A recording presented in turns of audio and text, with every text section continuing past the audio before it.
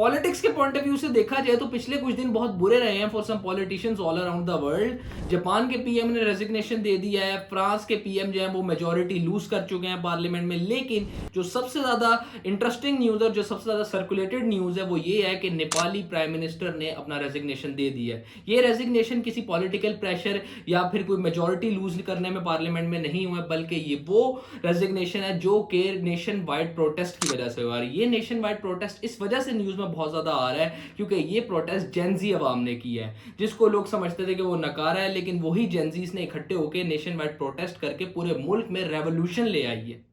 इन्हीं प्रोटेस्ट की वजह से नेपाल के अंदर इस वक्त कोई प्रॉपर किस्म की गवर्नमेंट नहीं है, और इस प्रोटेस्ट को हम लोग किसी नॉर्मल किस्म का प्रोटेस्ट नहीं कह सकते क्योंकि इन्हीं प्रोटेस्ट के दौरान प्राइम मिनिस्टर हाउस को आग लगा दी गई थी, पार्लियामेंट हाउस को आग लगा दी गई थी।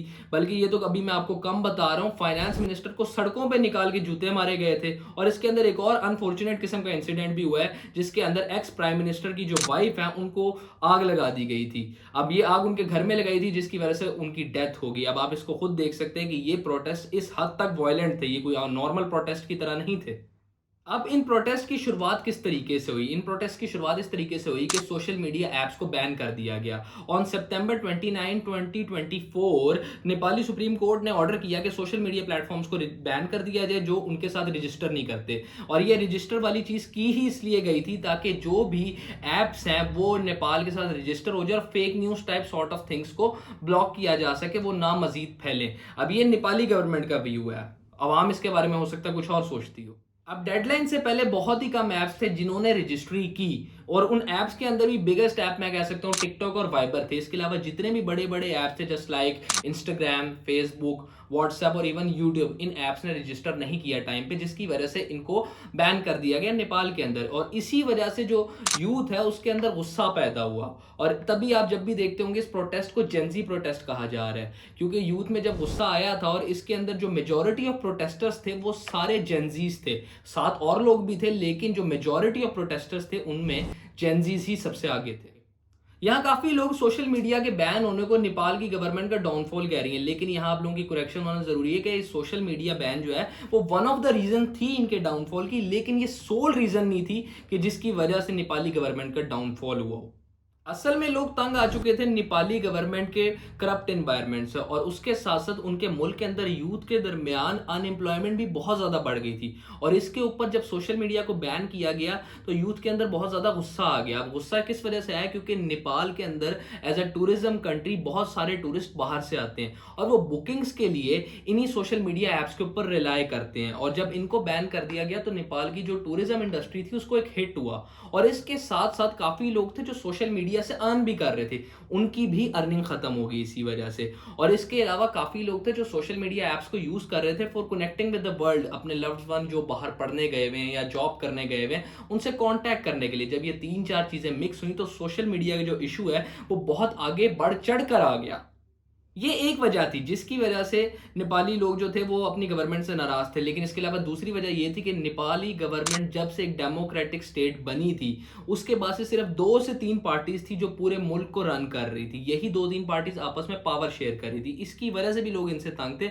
और इन पार्टीज के अंदर unified communist party of Nepal, communist party of Nepal और नेपाली कांग्रेस, यही 3 पार्टीज अपने साथ पावर शेयरिंग कर रही थी।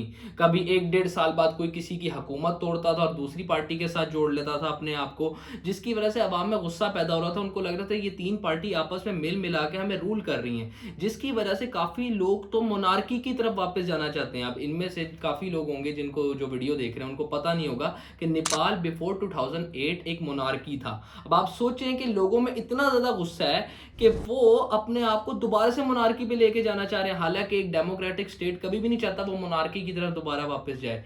लेकिन इतने बुरे हालात आ चुके थे कि लोग कह रहे थे हमें डेमोक्रेटिक स्टेट्स नहीं चाहिए, आप हमें मोनार्की में वापस भेज दो। इस सब के अंदर एक और चीज भी थी, जब सोशल मीडिया बैन किया गया था उसके बाद नेपाल की जो यूथ थी वो जितने भी पॉलिटिशियंस थे उनके बच्चों को एक्सपोज करना स्टार्ट हो गई थी ऑन टिकटॉक, क्योंकि TikTok was one of the few apps जो कि सोशल मीडिया बैन के अंदर अभी भी खुला हुआ था क्योंकि उन्होंने टाइमली रजिस्टर किया था as I told you earlier. तो उसके ऊपर हुआ ये कि जब नेपाली किड्स ने सारे सोशल मीडिया के ऊपर ये चीज़ वायरल करना स्टार्ट की कि कैसे एक नॉर्मल नेपाली जो एक ह्यूमन बीइंग है वो किस तरीके से अपनी लाइफ गुजार है, किन मुश्किलात से गुजर रहा है, और दूसरी तरफ यही पॉलिटिशियंस के जो नेपो किड्स हैं ये किस किस्म की ज़िंदगी गुजारें, क्या लग्जरीज हैं इनके पास जो एक नेपाली आदमी अफोर्ड भी नहीं कर सकता। ये सारा जो अभी मैंने आपको बताया बैकग्राउंड था। अब थोड़ा सा प्रोटेस्ट वाले दिन की बात कर लेते हैं। ये प्रोटेस्ट 8 सितंबर को स्टार्ट हुए और ये अभी तक नेपाल के कई एरियाज में चल रहे हैं as of I am recording the video. अब मुझे नहीं पता, जब मैं अपलोड करूं तो हो सकता है तब तक प्रोटेस्ट खत्म हो जाए। तो हुआ ये कि 8 सितंबर को नॉर्मल प्रोटेस्ट की तरह स्टार्ट हुआ और ये बिल्कुल पीसफुल प्रोटेस्ट था, जहां जितने भी प्रोटेस्टर्स थे वो मार्च करके पार्लियामेंट हाउस तक जा रहे थे। लेकिन इसके बीच में नेपाली पुलिस ने जो है वो प्रोटेस्टर के ऊपर जब हमला किया तो ये दोनों साइड्स के ऊपर एक बैटल फील्ड बन गया। और यहाँ मिस्टेक यहाँ नेपाली पुलिस से ये हुई कि उन्होंने प्रोटेस्टर्स के ऊपर ओपन फायरिंग कर दी और इवन कुछ स्टूडेंट्स के तो हेडशॉट्स लिए। और मैं आपको यहाँ पहले बता दूं ये एक पीसफुल प्रोटेस्ट था इससे पहले तक, और काफी जो बच्चे इस प्रोटेस्ट में थे वो स्कूल यूनिफॉर्म्स में आए हुए थे। इसी किलिंग्स ने इन प्रोटेस्ट को वायलेंट बना दिया। जो स्टूडेंट्स शुरू में सिर्फ जाके सोशल मीडिया के बैन के ऊपर प्रोटेस्ट करे थे, अब ये नेशन वाइड प्रोटेस्ट में तब्दील हो गया। अब खाली जेंजीज नहीं, इसके अलावा और लोग भी इस प्रोटेस्ट में शामिल हो गए जो कि नेपाली गवर्नमेंट के एक्शंस के खिलाफ थे। अब आप खुद सोचें कि अगर पुलिस पीसफुली इन प्रोटेस्टर्स को प्रोटेस्ट करने देती तो हो सकता है जो हम लोग सिविल वॉर की सिचुएशन देख रहे थे नेपाल के अंदर या उनके पीएम का रेजिग्नेशन वो होता ही ना। अगर उनको पीसफुली प्रोटेस्ट करने दिया जाता तो नेशन वाइड प्रोटेस्ट तक बात ही ना जाती। और अगर नेपाली गवर्नमेंट जो है वो लोगों की बात सुन लेती तो ये तब भी नेशन वाइड प्रोटेस्ट में ना जाती। लेकिन कीप इन माइंड, अगर आप पुलिस को ब्लेम करें तो ये याद रखेगा कि police was just following the orders जो उनके गवर्नमेंट ने उनको दिए थे। अब गवर्नमेंट को इधर सोचना चाहिए था कि वो पीसफुल प्रोटेस्टर्स के ऊपर अटैक ही क्यों करवा रही है। पीसफुल प्रोटेस्टर्स को आराम से एक जगह दी जाए जहां वो प्रोटेस्ट अपना रिकॉर्ड करा सके। और जब आप पीसफुल प्रोटेस्टर्स पे हमला करेंगे, जो अनहार्म्ड किस्म के सिविलियंस हैं वो आपके सामने आके खड़े हैं, उनके हाथ में ना कोई बंदूक है ना कुछ और है, आप उनके ऊपर अटैक करा रहे हैं। आप खुद सोचे, फिर तो सिविल वॉर स्टार्ट होनी ही थी ना। अगर आप लोग नोटिस करें पिछले 1 से 1.5 साल के अंदर बांग्लादेश और फिर नेपाल दोनों जगहों पे यूथ ने पूरी गवर्नमेंट्स को पलट दिया है। और इसके पीछे वजह क्या थी कि अब यूथ जो है उनके मुल्क की वो करप्ट एनवायरनमेंट को नहीं बर्दाश्त कर रही। उनको एक ऐसा सिस्टम चाहिए जो कि मेरिट के ऊपर बने, जहां करप्शन ना हो। और अगर उनकी आवाज़ को दबाया गया तो हर किस्म का डेस्परेट मेजर लेंगे जिससे वो अपनी आवाज़ को लोगों तक पहुंचा सकते हैं। As Joseph Heller says, it was neither possible nor necessary to educate people who never questioned anything। ये कोट मैंने यहाँ इसलिए मेंशन किया है कि जब तक आप सोसाइटी के अंदर जो चीज़ें रॉन्ग हो रही हैं उनको क्वेश्चन नहीं करेंगे तो चेंज कैसे आएगा।